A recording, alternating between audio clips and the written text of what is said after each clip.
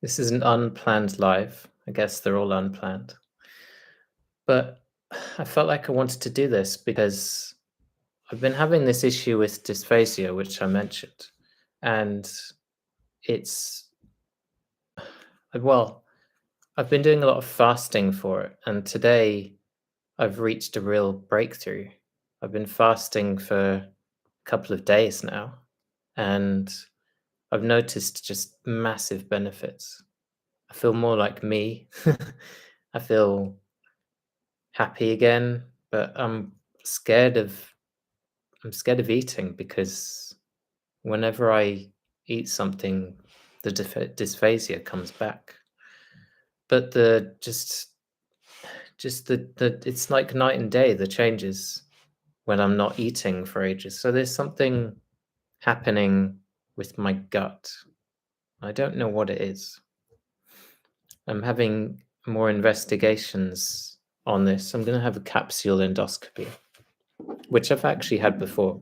Had it before my brain tumor diagnosis because I had an issue with thinking that I might have celiac disease. That was when I was eating very differently because it was well before the diagnosis for my brain tumor. This was about 13, 14 years ago.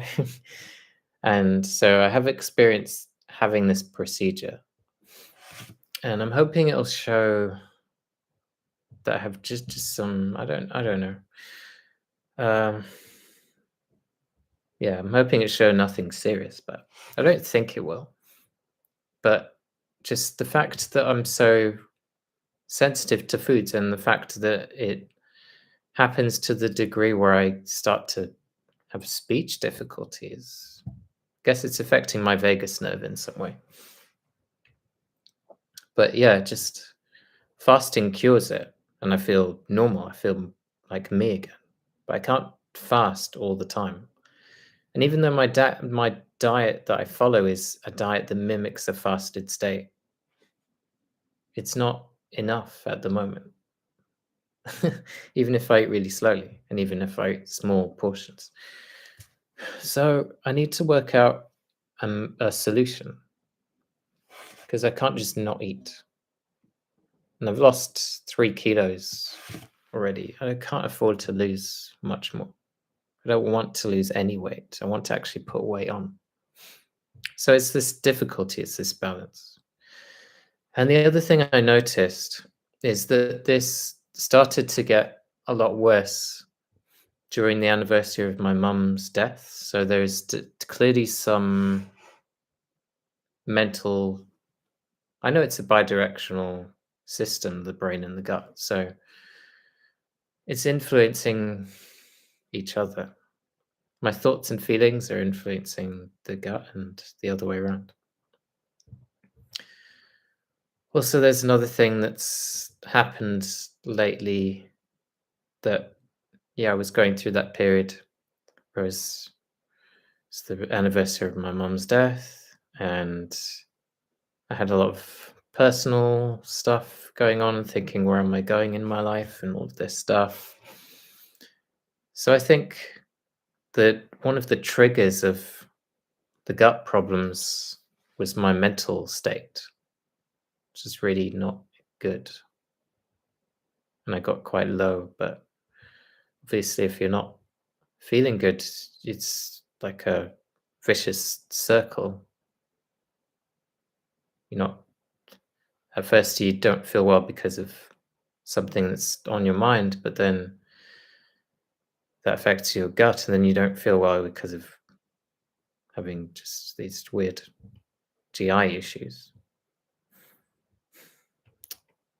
But yeah, something's happened more recently, which is a really good thing, a really unexpected thing, and a really nice thing in my life. I'm not going to say what it is because it's quite personal, but it's not something that I expected to happen, but it's a really nice thing. And it's also just, I feel more comfortable and I feel more settled where I am which is what I'd always hoped for. And then that will help my professional life in my work. Because I've always thought, okay, I'll just focus on the work and the cancer stuff. But actually, I need more than that in my life. And that helps the other thing. So, yeah.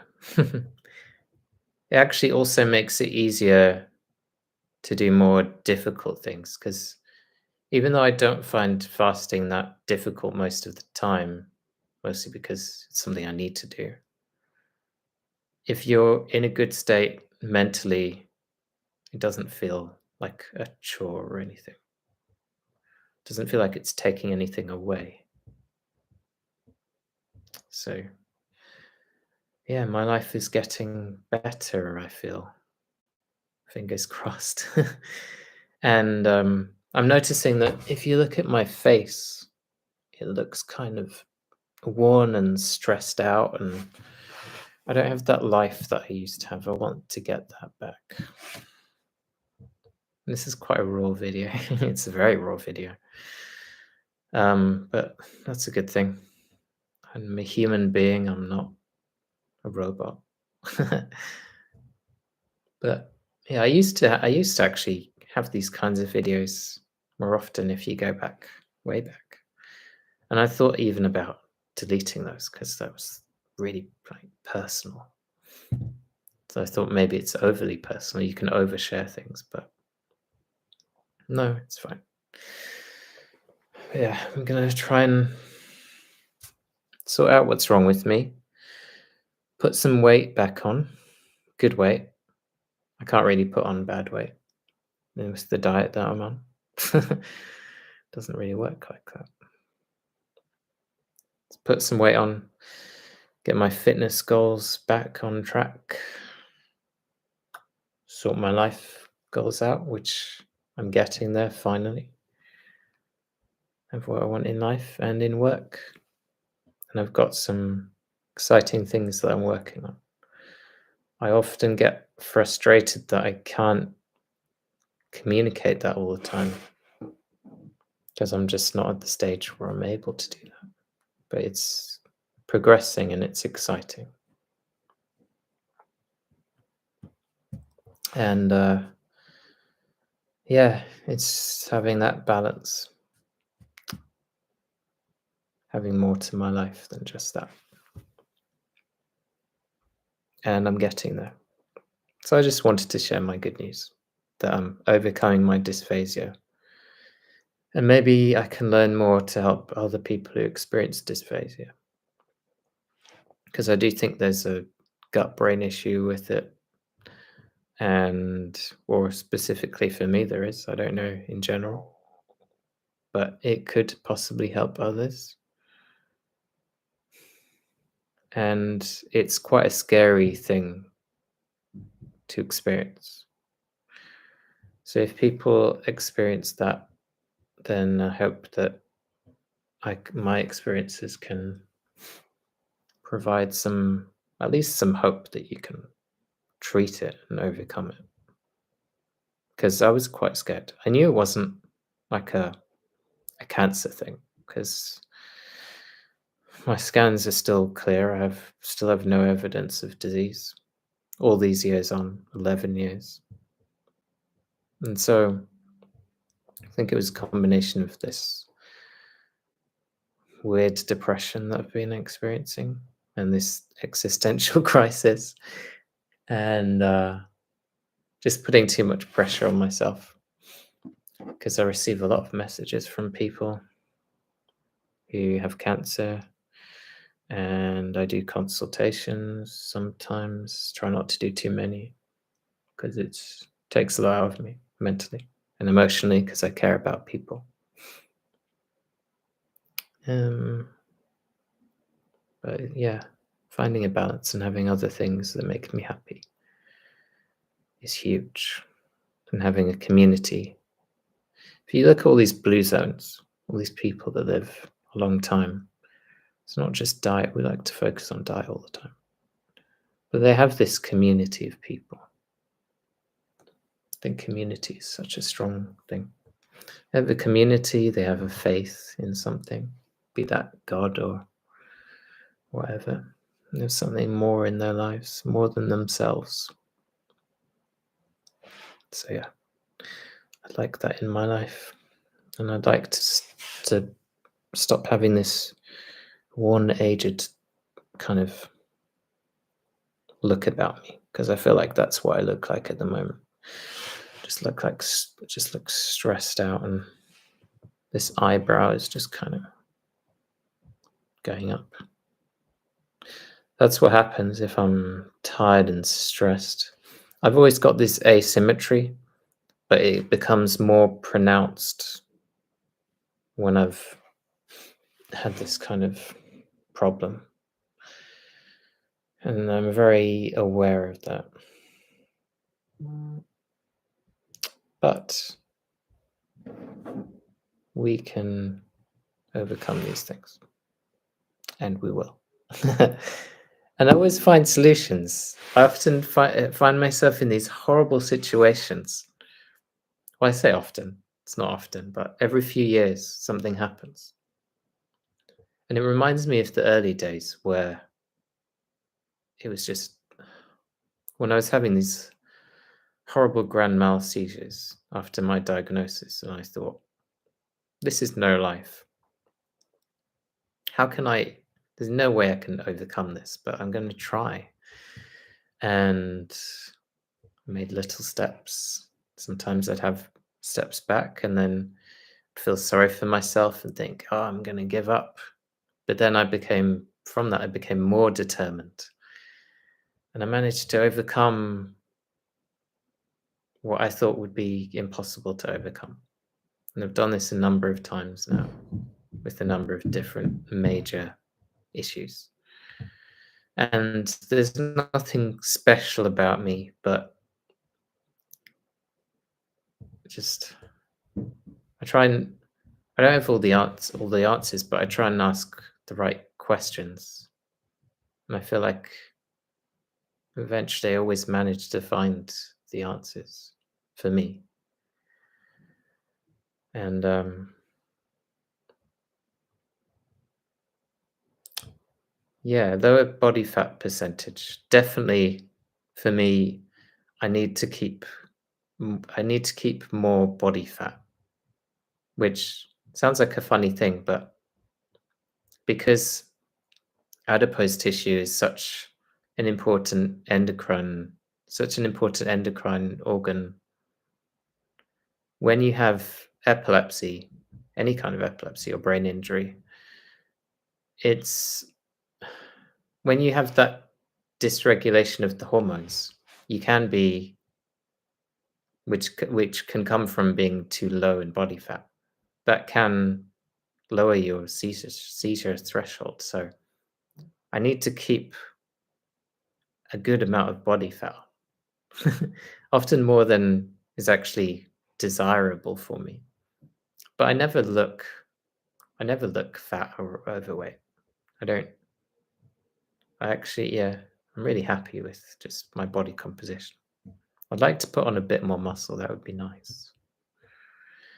And I managed to do that last year, but then just doing all this fasting I've lost a bit of muscle as well as the fat. I didn't want to lose either, really. Just wanted to sort out my neurological issues. But yeah, I can put that weight back on. It's going to take, I think, a few months, but I'm good at doing it because I've done it many times. First I need to get back up to 66 kilos, because with this fasting, and I know it's not going to be all water weight, because I was already not really carrying much water, if any, anyway. Well, I was carrying some, obviously you have to, but I wasn't carrying that much water anyway, because I was already, I'm always in ketosis. Been in ketosis for 11 years, never gone out of it, never cheated. Maybe at some points I was out of ketosis just from doing exercise and being stressed and that kind of thing. But I've never tested during that time and not been in ketosis, which just sounds wild. Because you always get people saying it's so bad to be in that state for such a long time, but 11 years is just insane. And it takes a certain kind of personality to do that. When I hear other people saying that they've done similar things to me, I think, are you are you okay in the head? Because I'm not normal. I just said before that I'm not. There's nothing special about me, but at the same time, I'm not normal.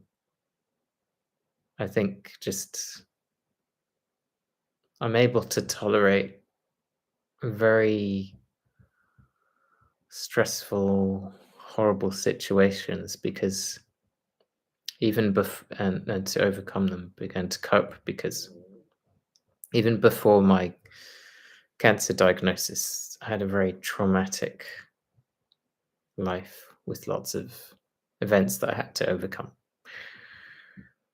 And so I didn't find this particularly tasking compared to that, which for other people, it's really hard. It helps me to have structure and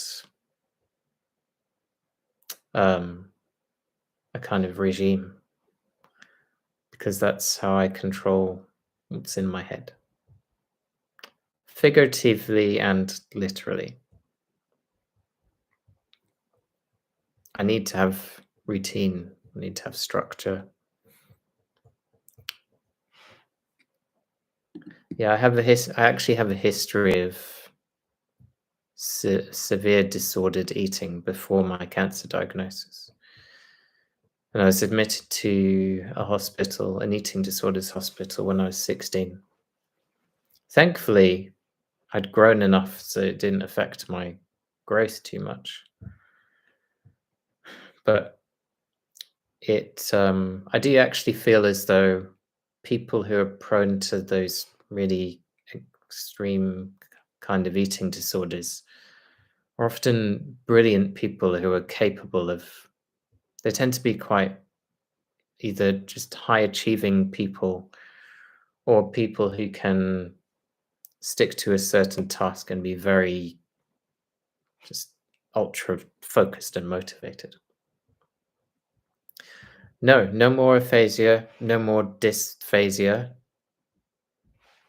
But when I eat again, when I eat more, it seems to start to come back. But when I'm fasted, I have absolutely no issues at all. And when I'm in deep ketosis, nothing. So years ago, I reached this stage where I had to keep in this very strict range of therapeutic ketosis, 3 to 5 millimolars per liter. And then suddenly, for some reason, um, at the very end of last year and all of this year so far, I've had this issue of dysphasia and this more sensitivity where I need to stay in that stricter range of blood ketones for some reason. And I'm probably in the range of 4 or 5 millimolars now. Last time I tested, it was in that range. And so I need to keep in this very deep, deep ketosis just to manage at the moment. And I'm not eating anything. I haven't eaten for 2 days. But yeah, normally what I would eat for breakfast, because someone's just put in the comments. Thank you for your comments, by the way, and for watching and for supporting me. Yeah, normally some type of omelette. Eggs are just the perfect food for me. And usually it's an omelette that has egg yolks added to it. I prioritize the yolk, and I cook it on a very low heat because I don't like to overcook any of my food. So, yeah, very low heat, just keep it going. And, I can have butter again because there is a time where I couldn't have butter. Crazy.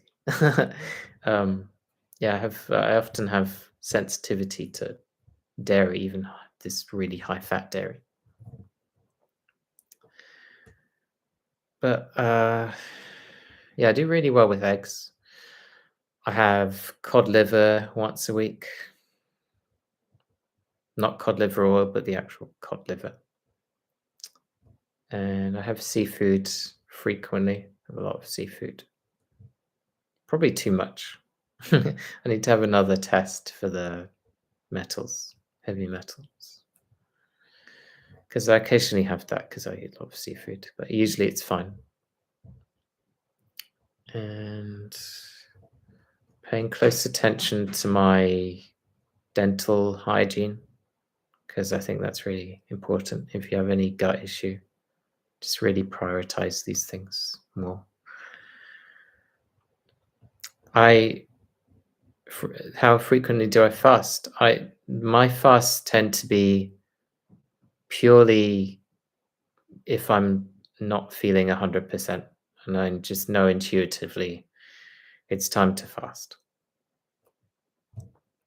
That's I just go by how I feel because I had a stage where I was routinely fasting and really thinking, okay, I'm going to fast on these days, and I did it too much, and it wasn't good for my health.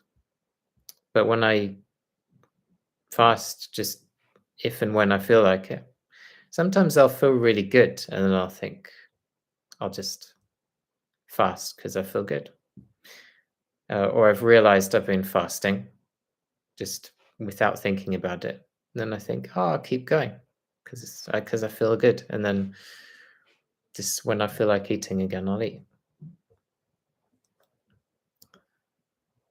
So I normally, on a normal day, I would eat twice a day. Um, yeah, mostly eggs. I do eat like I think they call it like a ketovore diet. So it's not 100% like a carnivore diet. I have things like avocado, um, macadamia nuts. That's the only nuts that I have. I don't have other nuts because I think other nuts are just high in oxalates and they're a different fatty acid profile. And I don't digest other nuts well. Yeah, nuts are just horrible, really, apart from the macadamias. They're the only ones I can have. I have no issue with them.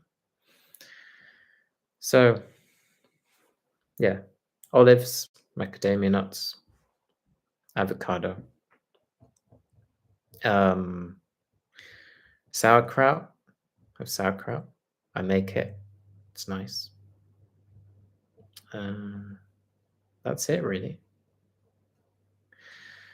I was making these yogurts, but I'm not tolerating those well now.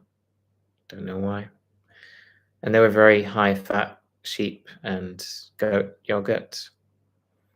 I did some research on what strains to put in the yogurt, which were anti-cancer strains, particularly for brain cancer. They're really hard to pronounce.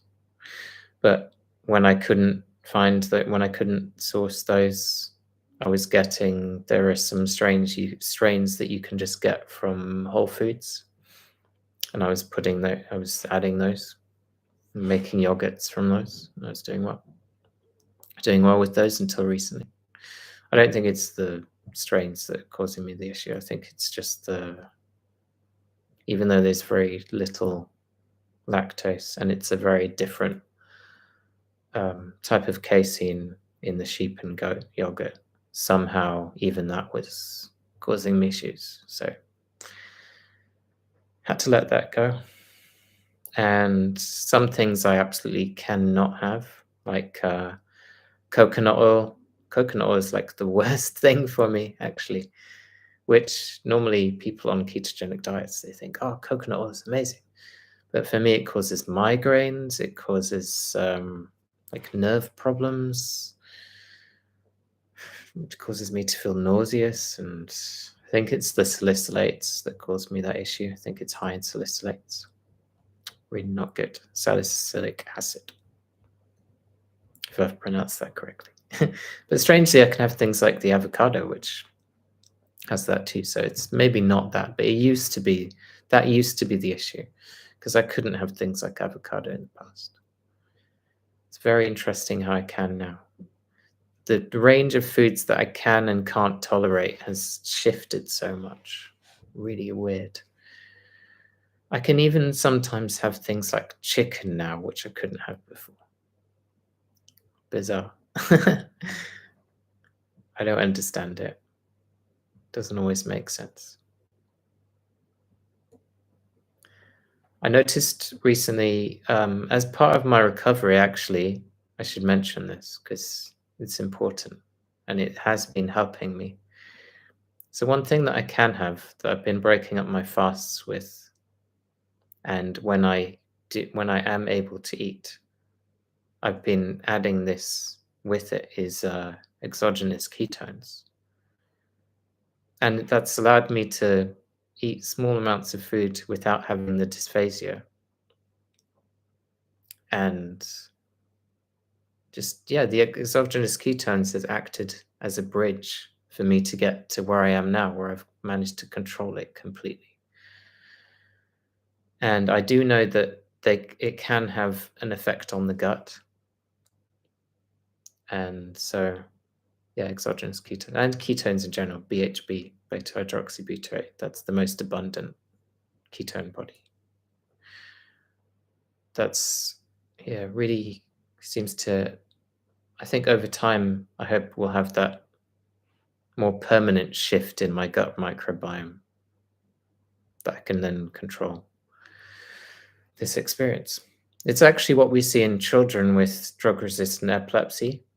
Often, if they're on a therapeutic ketogenic diet for a period of time, they have a shift in their gut microbiome by which they're able to then go off the diet completely and not have seizures.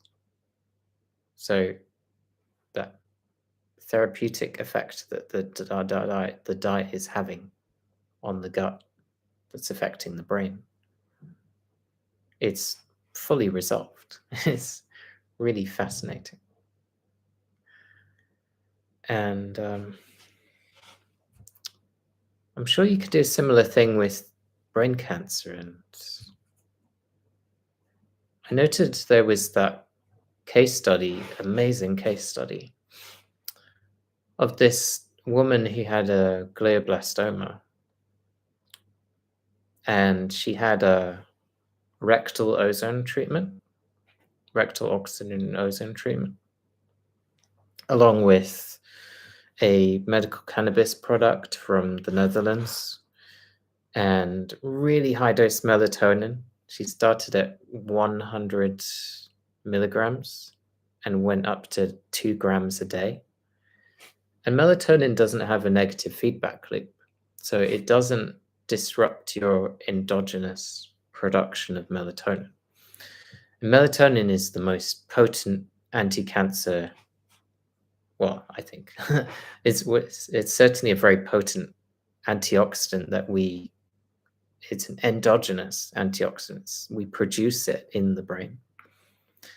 And it makes so much sense how, if you're producing this naturally and you can take advantage of that further via supplementation, how you have this very potent anti-cancer agent that's available to you that we can take advantage of, that it would make so much sense that for a brain tumor, you have something that's produced in the brain, or even just via the brain, that can help to eradicate tumors, and we're not taking full advantage of that.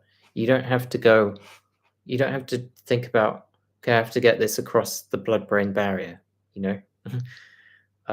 So it's these things that just kind of frustrate me, because why are we not thinking more about this? Why is it not a common thing? There's so much evidence for it, so many papers on this. It's such an obvious thing. So in that case study, she had the rectal ozone, which I used to think that's a strange way of doing it. Surely hyperbaric oxygen therapy would be more efficacious, because you're having that. It feels like it's a better route, but no, not necessarily, because there's that gut-brain connection. There's certain bacteria in the gut that are associated with glioma brain tumors in particular. There's papers on this. It's a well-known thing. We're identifying more and more, but there's some that we find all the time. And through this rectal administration of the oxygen ozone treatment, that alters the gut microbiome. You get rid of what you don't, what's pathogenic and what's not helpful. And then you're promoting what you want to be there. And so, yeah, that case study was absolutely fascinating. I wrote about it in my Substack. And yeah, it was eradicated the tumor. There was no evidence of disease. This was someone who abandoned the standard of care. And it's a case study that's been written up. And I've found a few of these kinds of case studies now where I think, how is this not headline news? You often get headline news of people who are just about to die, and they look horrible. They've got like no hair and they're starving, and like not starving, but their body's just eating itself and got cancer cachexia. On that note, actually, with the cancer cachexia, it's always been my view that, you know how you often get this idea that, well, it's fact, but how glucose and glutamine are the main fuels for cancer. And then there's always this question of glutamine in the diet, right? Ketogenic diets tend to be quite high in glutamine. And I think glutamine's a red herring. I don't think you need to be that concerned about it. Because glutamine is really, I don't think it happens in the way that we're scared of it happening. It tends to happen with more with advanced cancer, when you have cancer cachexia. Because what it's doing in that situation, and don't quote me on this, because this is just my theories that are based on what we see. So what happens in cachexia when you have these late stages of disease is that the cancer is taking up glutamine from the blood and from skeletal muscle. That's why that happens, okay? So so you get people with less aggressive disease who are just scared about the glutamine thing, thinking I need to avoid all these foods with glutamine.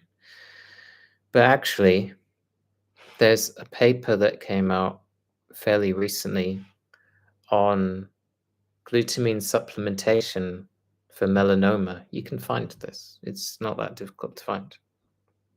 But dietary supplementation with glutamine for a melanoma, in a melanoma case, actually helped to bring about remission of disease. regression of disease and remission. So, yeah, the context is really important. Even just saying glucose fuels cancer, it's not directly the glucose, it's insulin and associated growth factors. And with the glutamine, again, I think it's context dependent. It's when you're in this situation, it could be seen as like I want to say cause rather than effect, but I just think it's more situations and context specific. I think we've got it wrong. You need to have some glutamine. It's important for immune function and it's important for the gut. Maybe it happens because there's insufficiency of glutamine, you know? It makes sense, but why are we not having these kind of conversations? I often see all this enthusiasm for these glutamine inhibitors, but I think that could be a dangerous game. So important for the immune system and for the gut. I can see a place for it, but you would only use a glutamine inhibitor. For me, I think I would only be comfortable with advanced disease, and if it's a very short duration. I feel the same. You get these studies on statins and different cancers, and statins terrify me. But in the context of if you have a very advanced disease and it's a short, sharp, very quick, you do this for a short period of time and then come off it. I can see the potential benefit of that. I'd have to be in a very desperate situation. So if I had like a repurposed drug protocol and I wasn't an advanced stage of disease, I definitely would not take any statins, especially for brain cancer. Would not do that. The cases I've seen where that happens, where people do this and it's not an advanced disease, just really not encouraging. For the other repurposed drugs, absolutely, but the statins, no. That's just my opinion. Could be talking complete rubbish, but it's just from what I've seen and what I experience and what my gut tells me. Also, you don't want to be taking too many things. Because if you're taking a huge cocktail of repurposed drugs, it's a lot for your liver to take for a start. Imagine if you got liver cancer and you do. But yeah, it's just my opinion. People can have very different opinions. But in my opinion, it's good to focus on a few things and really focus on that rather than think I need to have this scattergun approach where I throw everything at it. Focus on a few things. The melatonin is absolutely one thing I would focus on, as well as optimizing your natural sleep. Obviously, we can produce melatonin naturally, but the levels you need for cancer are, especially, I'd say there's a difference between managing cancer and if you got a big fat tumor in your head. You want to really push it.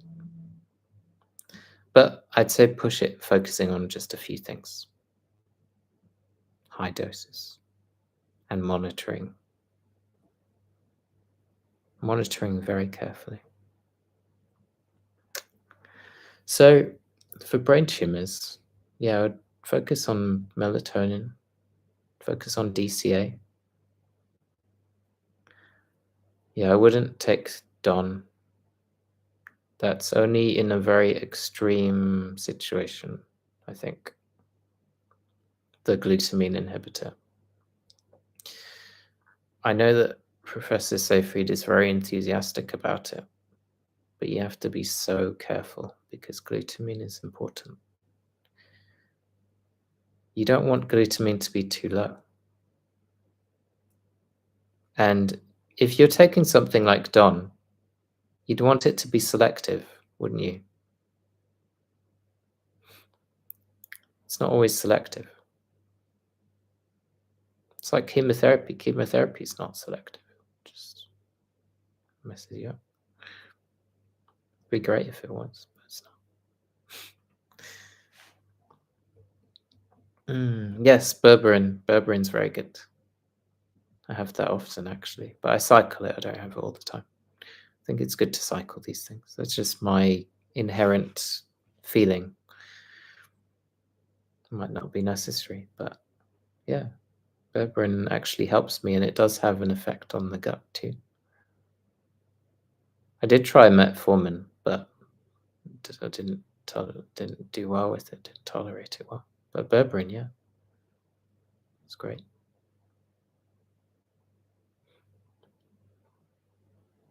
How often do I take it for?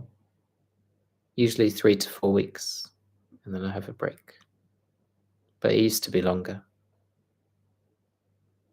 It used to be six weeks.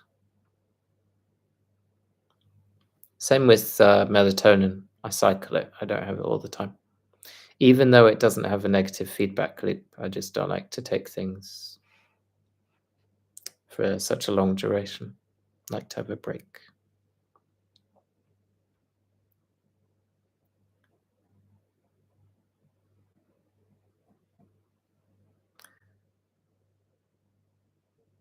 How frequently do I do long fasts? Well, I used to do a 3-day fast every 3 to 4 weeks, but I stopped doing that because I was losing weight and it wasn't good for me. But now I just do intermittent fasting, where my last meal is usually 4 p.m. or 5 p.m. And then I don't eat until 11, 12 the next day. It doesn't really feel like I'm doing anything, but it's what people call an intermittent fast these days, because people like to eat all the time. But for me, it's just normal. But it's difficult for me now because I'm trying all the time to put on weight. So sometimes I have to try and add a third meal because I find it hard to eat enough in 2 meals, especially with all the activity I'm doing, because I like to run. But I try, yeah, with the running, I try not to run for long duration. It's just like a short run once a week or twice a week. And I do it mainly for my mental health because I just like it. It's good. And I do calisthenics and lots of walking. Walking is the best for the brain. I love it. And walking gets me in a good state of ketosis. Just going for a long walk.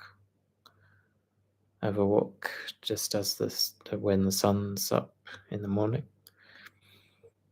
And then I have a lunchtime walk.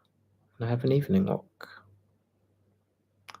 And even if I have a really busy day where I'm doing a lot of work, still manage to get around 20,000 steps a day. Don't really think about it. I don't aim to get that amount. It just happens. Dr. Phillips. I'm not aware of Dr. Phillips, but I'll have to look them up. That sounds that sounds interesting.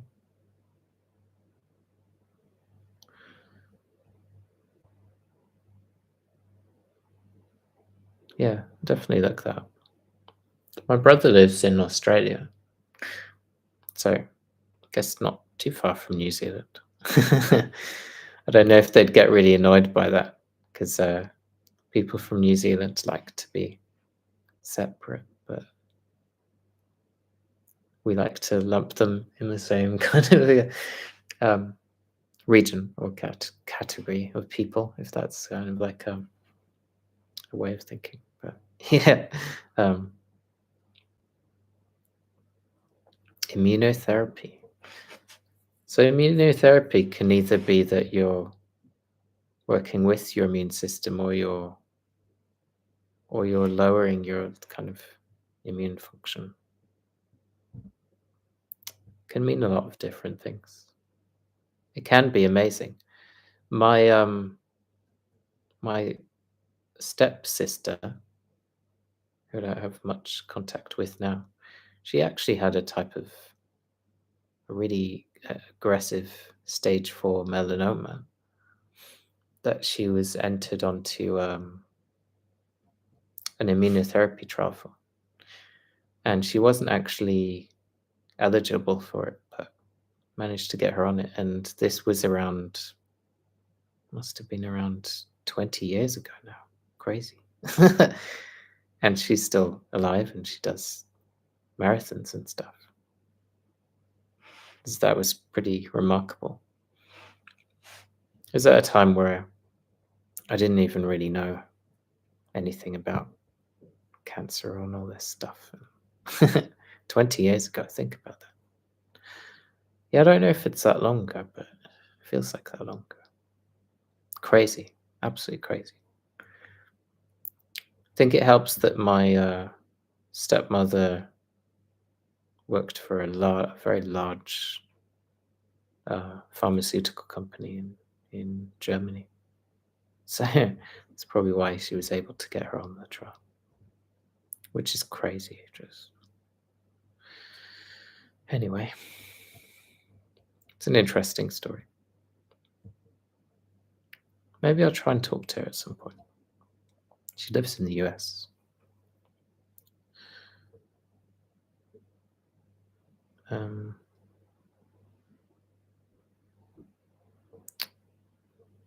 Sorry to hear about your daughter. Wild type GBM. It's the one that's always termed as more of a glutamine hog. I had an IDH1 wild type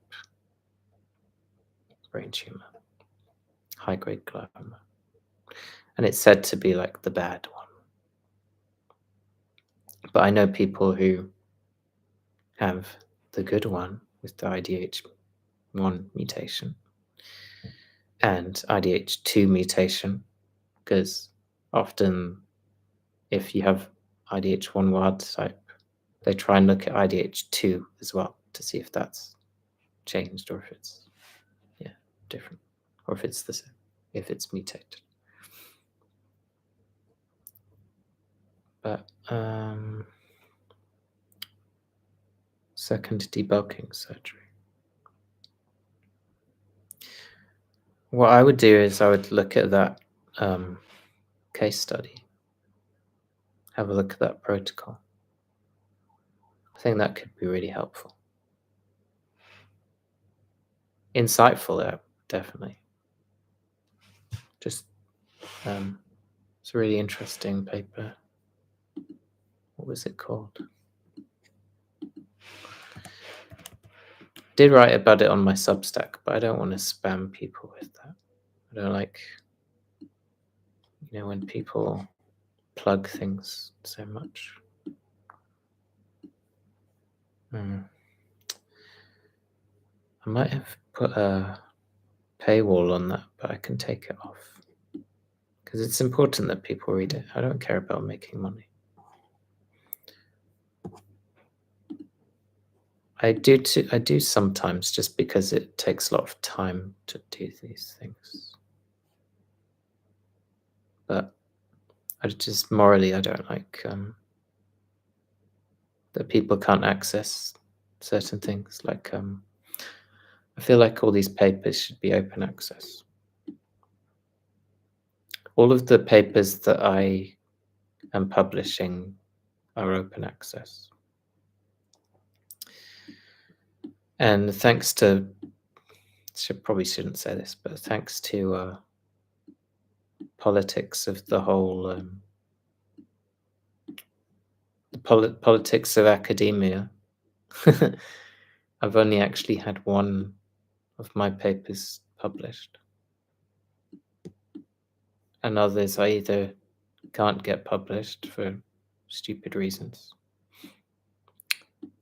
Or I do work on a paper and then I don't get any credit. I don't have an authorship.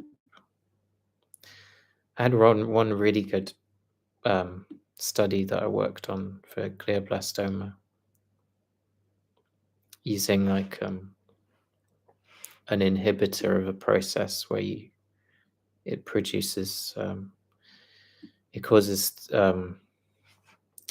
degrading proteins in the brain, in the brain tumor, in the brain, and around the brain, which is associated with its invasiveness and its stemness and its proliferative potential. I worked really hard on this study and didn't get any credit for it. So, yeah, there's the politics that goes with it. And then you get people's names. You often get people's names on an academic paper where they haven't done any work. And then they'll be ahead of people who have done most of the work. And you think, oh, why are you on there? But often they're just on there for clout. It's really bad, just because they're a big name. But that's how it is. I have to work with the politics, not complain about it. That's life. And when I finally get my PhD, I'll suddenly have my name further up the list, but I think it's a ridiculous thing that just having a title. Some of the most intelligent people I know aren't doctors and don't have these big titles, and they don't care. Like one of the most impressive people I know is Dave Feldman. He's not a doctor, but he's just, his work's, it's pioneering work and it's really good, really detailed, and better than a lot of people I know who have all these qualifications. He's an impressive person. And people like Nick Norwitz, who he is like an academic and he is a doctor. But his motivations are pure, and I really like that. I like people who have pure motivations for what they do. And you can see it in their work. They're not motivated by their egos. I probably have the opposite problem where I don't have enough of an ego. Sounds like a funny thing, but it's good to have at least a bit of an ego. And there are some things I have opinions about which I don't talk about enough, like things that have been seen as quite controversial, like the let's just say injectables. I have opinions on those, but yeah, it's quite my opinions on those are quite detailed. I like to have the detail. So yeah, I have opinions on certain medications that have come out over the past few years, and also how I can say it this way, but also how those are being in development now for cancer vaccines. And I think some cancer vaccines can be really good, like DCVax. They're really those ones are really promising because of how they act, and because they don't have these ingredients that can actually cause issues. Because I think with the whole viral phenomena that we had over the past few years, or a few years ago now, that some of the controversy was about the ingredients that came with the the active kind of, yeah, the mRNA or the DNA. So, yeah, these yeah, these other these don't want to call them fillers because that's what you'd call them with supplements, but these other ingredients that are often the thing causing the issue. But in this instance, the issue could be both things. But yeah, I find it really interesting looking into these things because when I had my I had a comment on the last video I did when I was mentioning my dysphasia, and someone asked if I had a certain vaccine, and I hadn't had it. But someone asked, and so yeah, no, definitely not. Not that, yeah, I'm not against them in general, but those particular ones, yeah, I have opinions about them. If you can read between the lines and know what I'm talking about. Sometimes you have to talk in riddles and code.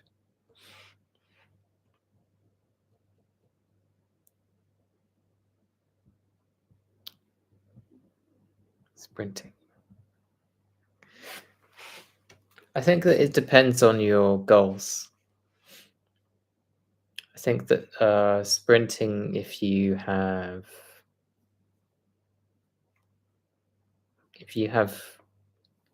cancer and it's an added stress, then it's not good.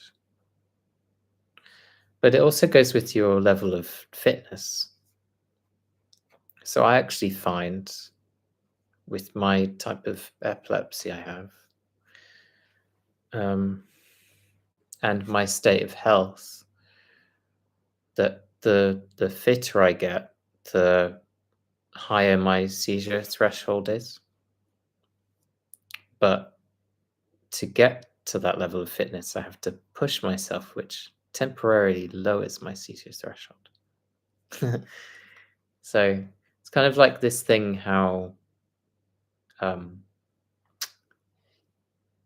you can have this kind of hypoxic training that helps you to tolerate. You produce more. It's kind of like EPO. You produce more red blood cells, and your cells can more efficiently use oxygen for energy. Yeah. And that includes the brain, and they've done these things for these kind of studies for diabetes. But then you're thinking, well, you have benefits from hypoxia and you have benefits from hyperoxia. What's that about? But it's two different things. One thing, you're training your efficiency to use oxygen, and it fits in with the sprinting because it's about energy states. And if I'm in that state of um, reaching that level between that anaerobic threshold and getting into more aerobic exercise. I don't particularly like these terms because there's crossover at every stage and it's confusing. You have that creatine phosphate stage at the very start, and then yeah, it's not necessarily only at the very start. If you go into a sprint, you routinely have these crossovers, but yeah, in a roundabout way, it's just about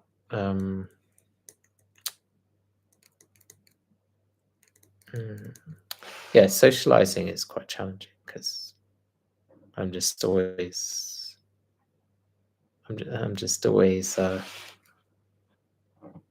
involved with cancer stuff. and people ask me questions, and because I work in cancer research, and people often like to just have conversations asking what you do, it's hard to avoid. And I found that, I have to have other hobbies and do other things. That's why I like the running. I'm playing some piano at the moment, and that's nice. It's good for my brain. I'm enjoying it. I'm terrible, but I'm enjoying learning. I'm also working on my German because I have family in Germany. And I like to speak German when I'm there. I don't like to speak English too much. I'm still terrible, but I was born in the German part of Switzerland, so I have no excuse. I should speak German. Not Swiss, though. um, mhm.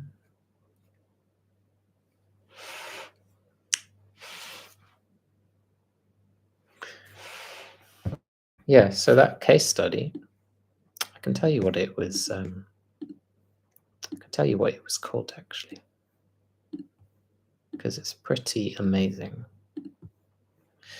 And it was for glioblastoma.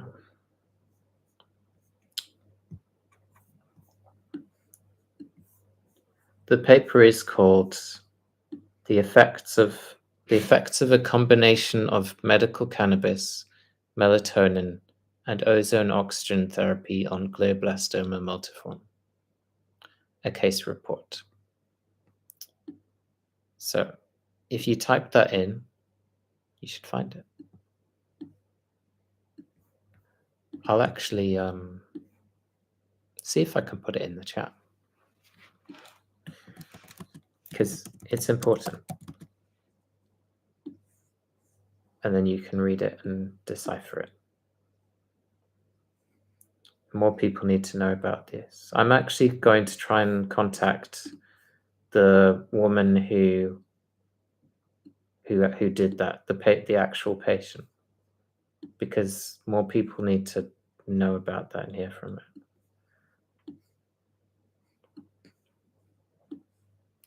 There's also this guy, I don't know if you've ever heard of him, but Logan Sneed. He had a glioblastoma a number of years ago now. And he had a YouTube channel. He was getting quite popular. He had loads of views. And I thought, oh, this is a fantastic thing. We have other people who are doing so well, and it's nice to see, and it's always nice to have not just have other examples, but to feel less pressure to be not necessarily to be an example, but to be trying to change the landscape. Because I'm quite a shy person, and it's a lot to handle, especially if I'm doing lab work, and it's quite tedious, and you have people who don't necessarily understand. They don't necessarily understand the attachment that I have, what it means to me. Some do, and I work with some incredible people, but some not so much. Sometimes you'd like more recognition from people you work with, or people who have influence. I think that's the big thing. I have a lot of ties with Imperial College London, and sometimes I just wish I'd get more recognition from them. So I did a postgraduate course at Imperial as well, and I think they're amazing. Don't get me wrong; the work they're doing is invaluable, and it's very impressive. And a lot of it's on metabolic therapies at Imperial. But I don't get the same kind of support that I get with the University of Westminster, unfortunately.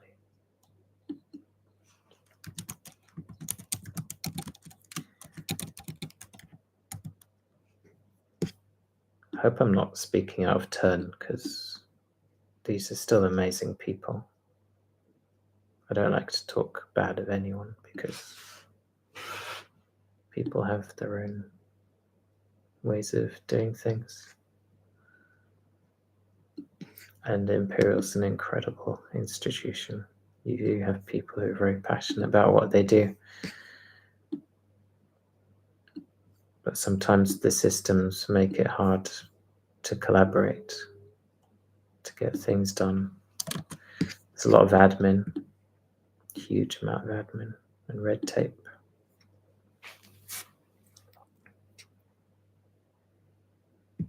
So actually, if we're talking about politics, which I don't always like to do, you have things like Brexit, which can be sometimes in the sciences Brexit can be a really good thing, like for research into cannabinoids at St. George's University Hospital. Brexit has been a good thing because it releases them from some of those restrictions on researching cannabis-based medicines. And those restrictions are placed on them by the EU. So in that case, they've had benefits. But I know in other kinds of research, it's been a negative thing. But you never get that. You never hear about that balance. You always hear about just these things are either all bad or all good.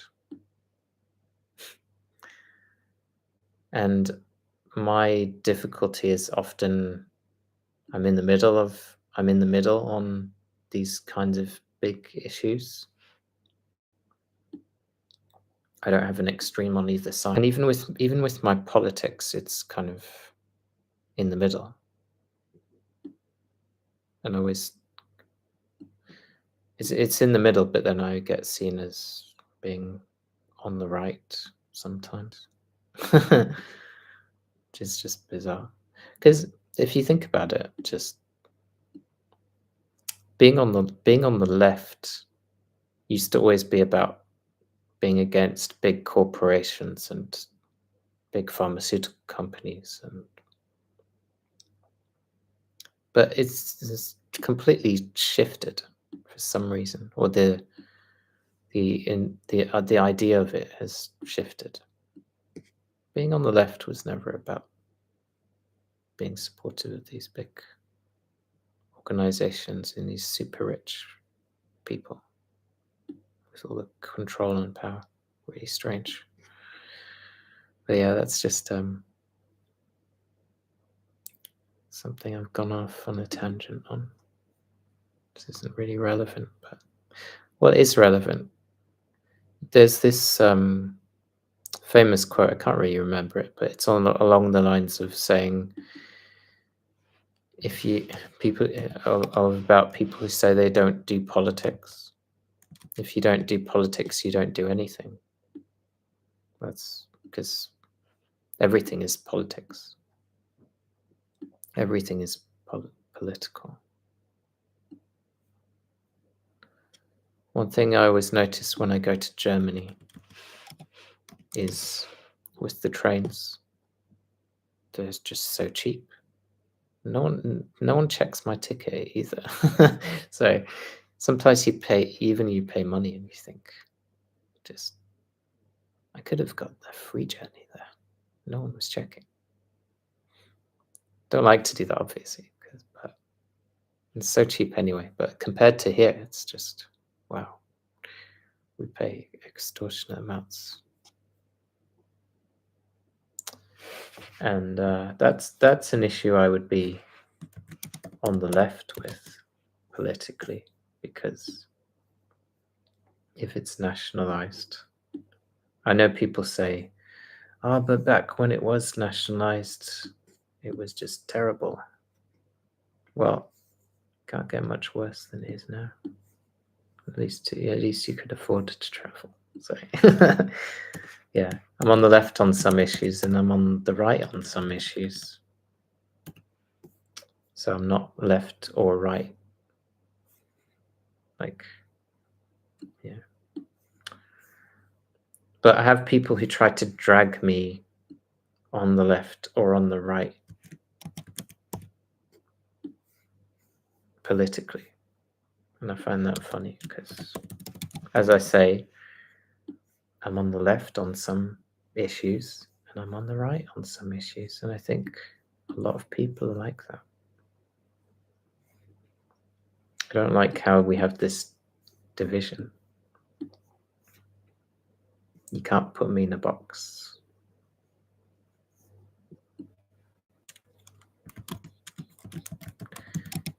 You find that with lots of things. I don't want to be in a box of I'm a brain cancer person or I'm someone who has had epilepsy. Because then you get into the whole victimhood thing, and I don't like it. And another thing with left and right and politics is that it's funny how the left has historically been against labeling people. It's more about historically it was about that Martin Luther King idea of treating everyone the same, being equal.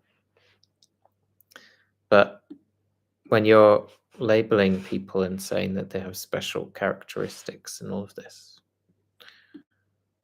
and you're dividing them by color or whatever characteristic you want to do to define them by, that's just dividing people further. It's not. We need to bring people together.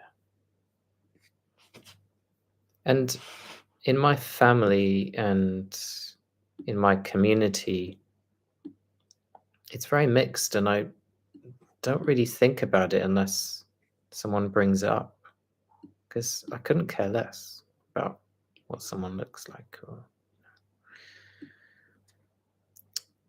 you don't need to have like special privileges. The only time I'd say I noticed it is when I lived more in a rural area, and just what my mum used to tell me about how people used to treat her, because my mum had a Somali background.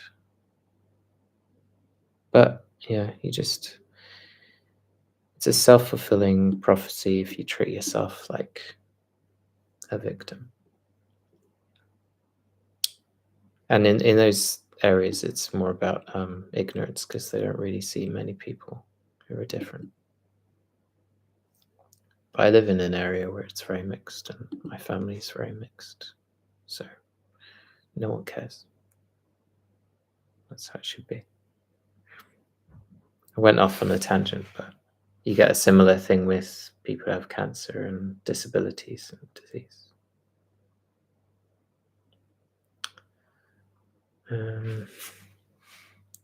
Yeah, with disability, you don't want to treat people differently, but not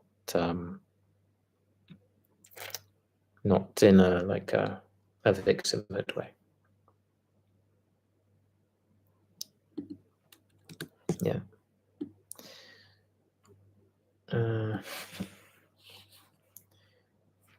So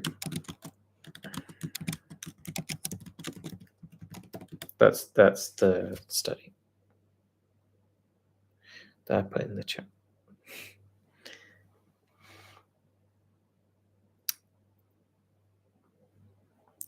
Yeah, so with the fasting, I noticed just an incredible mental clarity.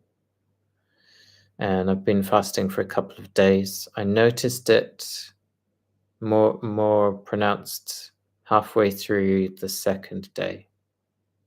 Just it was like an awakening. Became very productive. But if you think about it, I'm already in a state that mimics fasting. I wouldn't recommend just jumping into a fast if you're not already in a ketogenic state, or at least a low carb state.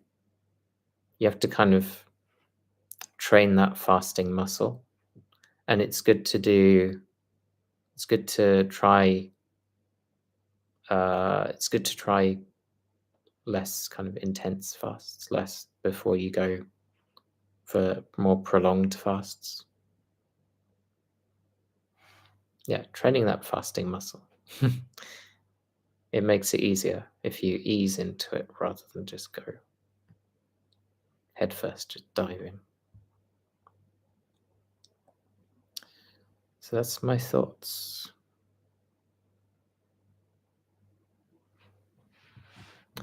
Visual changes, yeah, in a good way, with the mental clarity. I feel I'm just a lot more focused. I'm a lot more aware of my surroundings. I also feel extremely calm. I feel alert but calm.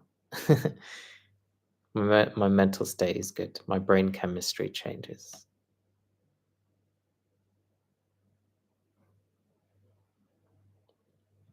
It's a nice way to be. I wish I could have that all the time. I wish I could prolong it. But there's a point where it's like with everything, there's a point of diminishing returns and you have to change.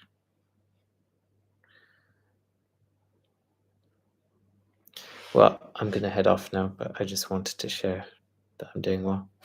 And I hope it continues. I have to eat at some point. I'm not looking forward to that because I know I'm going to, well, hopefully not. Hopefully I can resolve this, but I'm going to have a functional MRI at some point to see what's going on with that area of my brain. It's quite hard to get a functional MRI. You have to really put a case for it rather than, I can easily get another kind of MRI, but yeah, functional MRI. Don't know why it's so hard for me to get, but I'll get one, see what's happening. But yeah, thanks for watching. Thanks for commenting. Thanks for supporting me. Sorry about hearing about the glioblastoma diagnosis in the chat, but hopefully this can help. I really do feel, because I know how it feels. It's just wouldn't wish it on my worst enemy. But thank you so much, and I really hope it helps.